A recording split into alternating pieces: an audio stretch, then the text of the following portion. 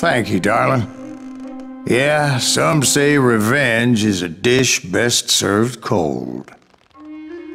So whatever happened to that Bob guy you were after? Personally, I'd like to hear some of your other adventures.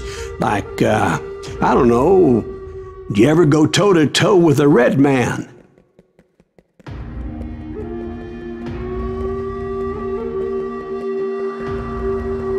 Yes, I did, Ben. I remember once I was after this renegade Apache, Grey Wolf. Strangely enough, revenge was also his primary motivation.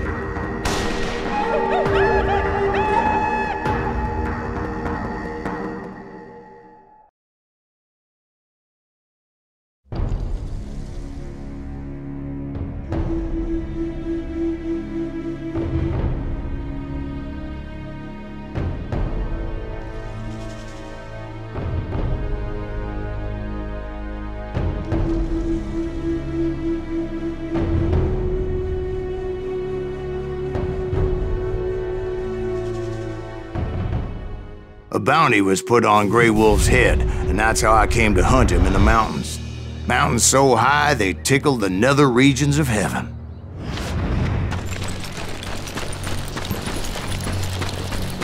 Grey Wolf was a Chiricahua Apache medicine man who had led a war party in revenge for a massacre against his people. The U.S. Army had attacked his tribe during his daughter's sacred sunrise ceremony, and the slaughter was unspeakable. Right from the beginning, I couldn't shake the feeling that Grey Wolf was watching my every move. He led a band of young Apache warriors who wanted retribution and were more than willing to die for him.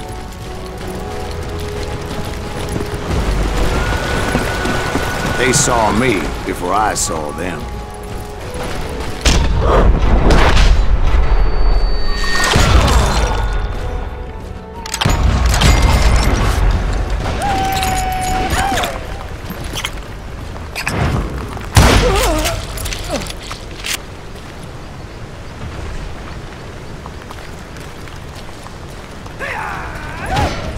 And it crossed my mind that maybe this wasn't such a good idea. But now that the shooting had started, there was no backing down.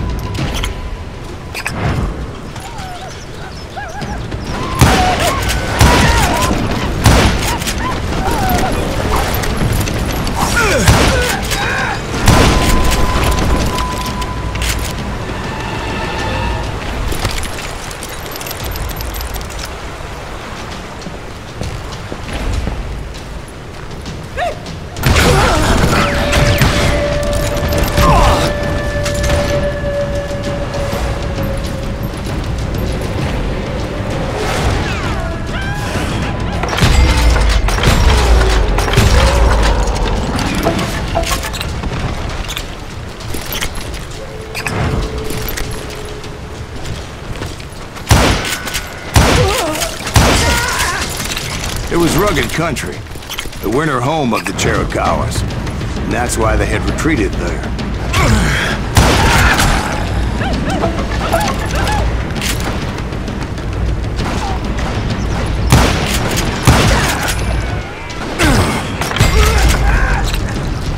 I admit to having some regrets about going after them the way I did. But then again, I got a lot of those.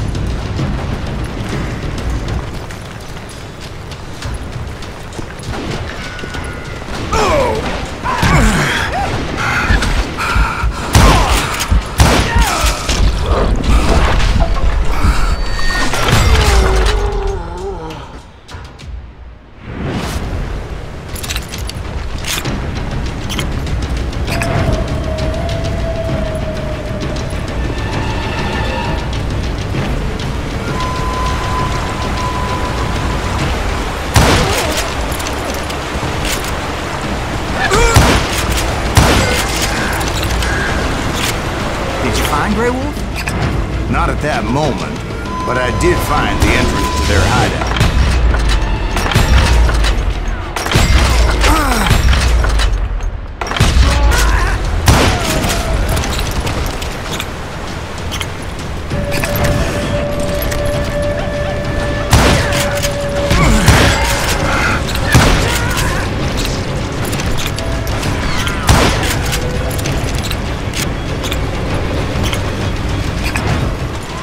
crevice that led to a deeper cave. Don't tell me you went in there. Yeah, but it's not out of bravery so much as pure, angry cussedness.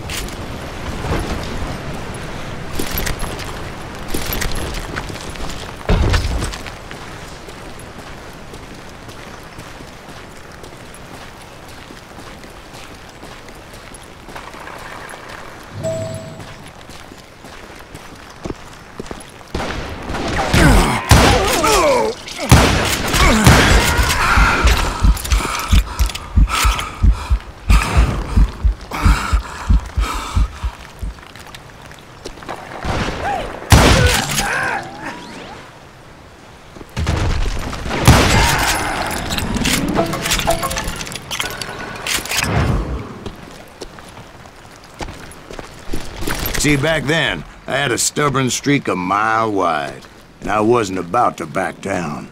So it was like pitch black in there?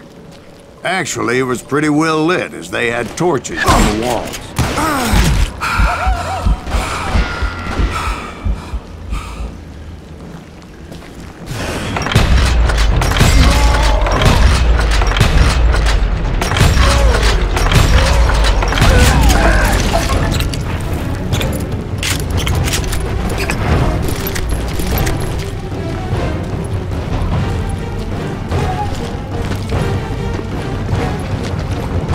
How big was his cave? Big as hell, Ben. Chiricahua had hid out there during the Indian Wars.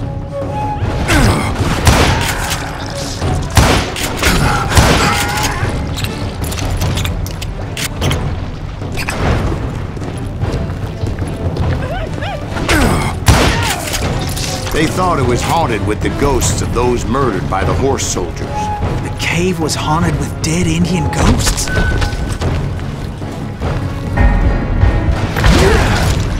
To be honest, I was more concerned with the live ones than the dead ones.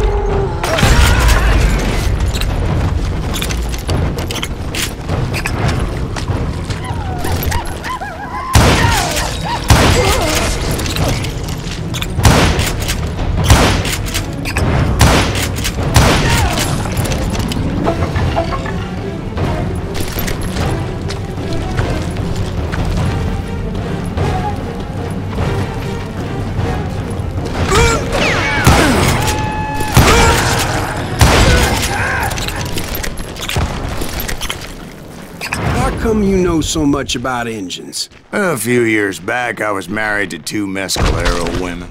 At the same time? Yeah, they were sisters. Polygyny is traditional among the Mescalero. So what happened? Oh, I had to get out of there. Those girls never shut up. Both of them nagging at me all the time. Drove me half crazy. Haven't seen them since. No, I mean, what happened with Grey Wolf? Oh, well, I pursued him into the Cave of Death.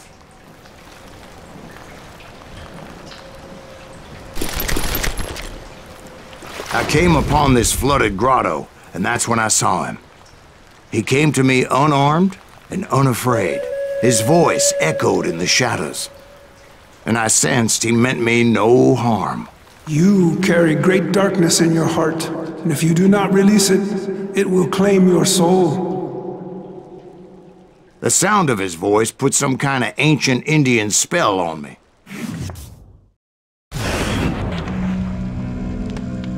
As his story unfolded in my mind, You will come to this place again and kill many more men, and the darkness will grow until it consumes everything that you are. The soul would have no rainbow if the eye had no tears. he said I was a great warrior, a coyote man, unequaled by any other pale-faced warrior, or something like that. The snakes will bite shadows of your past until a venom poisons your heart, and an echo of the song of the dead summons the spirits deep from within the mountains. I didn't quite get what he was saying, but there was definitely snakes. And indeed, his warriors surrounded me and attacked me like hungry wolverines. They couldn't stop me, though, and Grey Wolf wasn't in the mood for idle talk.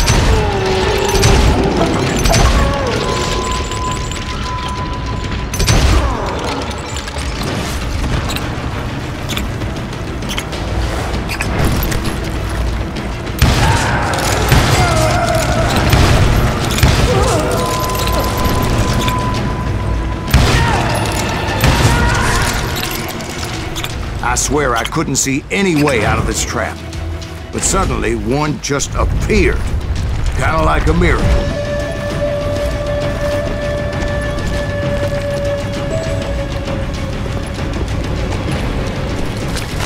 I felt like I would be lost in that damn cave forever. Finally, I found myself back outside, perched on the edge of a precipice overlooking a thundering whitewater river. To get where I was going required several leaps of faith, but no way in hell I was turning back.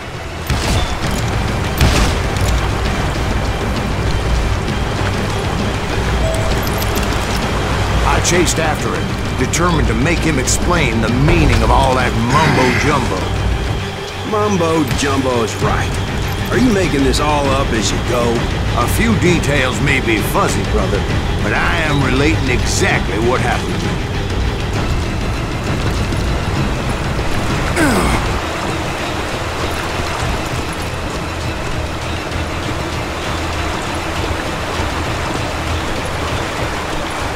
There were dozens of Apache warriors aiming at me from on high. Dozens? Well, maybe not dozens, but there was a lot of them. At least 3 or 4. Well, more than that, little lady.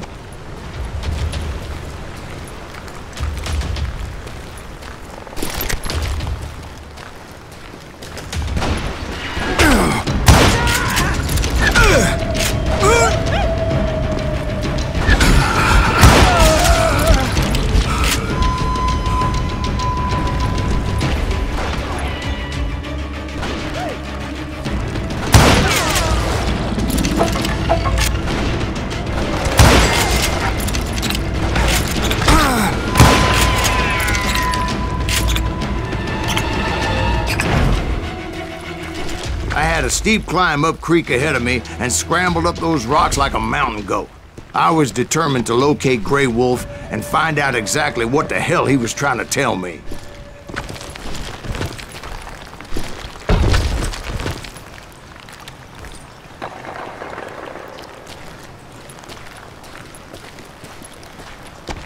And wouldn't you know it, that crafty son of a bitch led me right into a trap.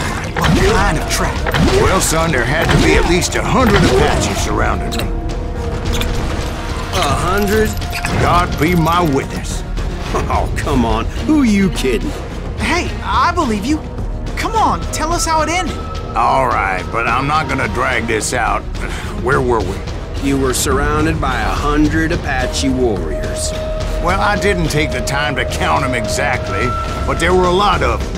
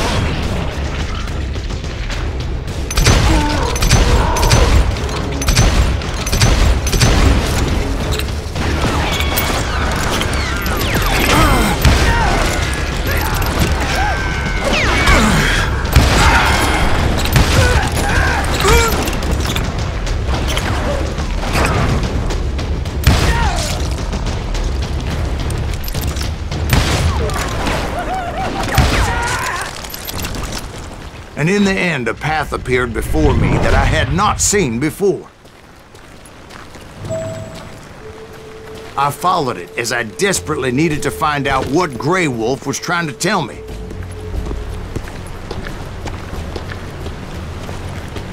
But it was like that son of a bitch disappeared into thin air.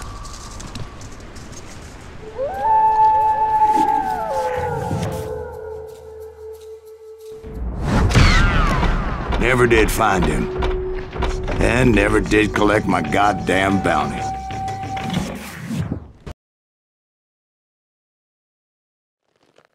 Thank you, darling. It's interesting how the truth can sometimes seem might malleable, depending upon your point of view. Like how those dime novels make you out to be something you're not? Jack, don't be starting trouble. No, he's right. They do tend to exaggerate. Did they exaggerate your part in taking down the Daltons? Well, I was there in the flesh, boy, so I saw what happened firsthand.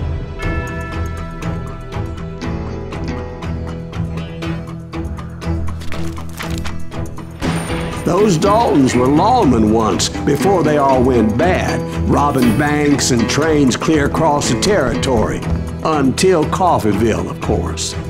I was one of the citizens who took up arms that day. Fighting on the side of right? I did my best, sir. We all did.